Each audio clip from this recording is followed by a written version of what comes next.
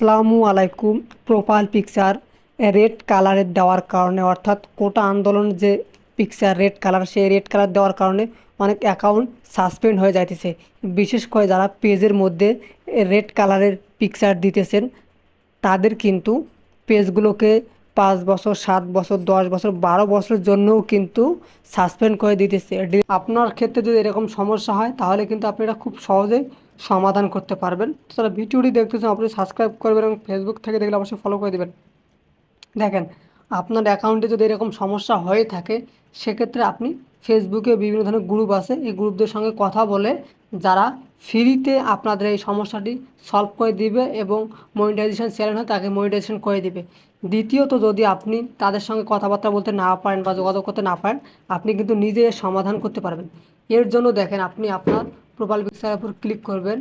Click করার পর একটু নিচের দিকে যাবেন, যাওয়ার পর এখানে দেখেন রিপোর্ট এ প্রবলেম, এখানে ক্লিক করবেন। ক্লিক করার পর আপনি দেখেন যে continue to report A problem, এখানে ক্লিক করবেন।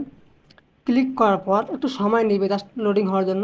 তো ভিডিওটি দেখলে অবশ্যই সাবস্ক্রাইব করবেন। দেখেন ইনক্লুডিং, এখানে ক্লিক করবেন। ক্লিক করার পর আপনাদের পেজের সমস্যা, সেই পেজটাতে চলে যাবেন। যার পর এখানে আপনি কিছু লিখবেন।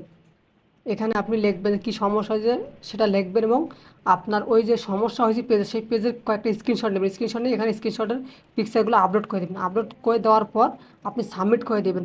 তারপর কিন্তু ফেসবুক টিম এটাকে দেখবে। দেখার পর যদি মনে হয় যে না ঠিক আছে, সেক্ষেত্রে কিন্তু আপনার পেজটি বা ফেসবুক প্রোফাইলটি ঠিক করে দেবে।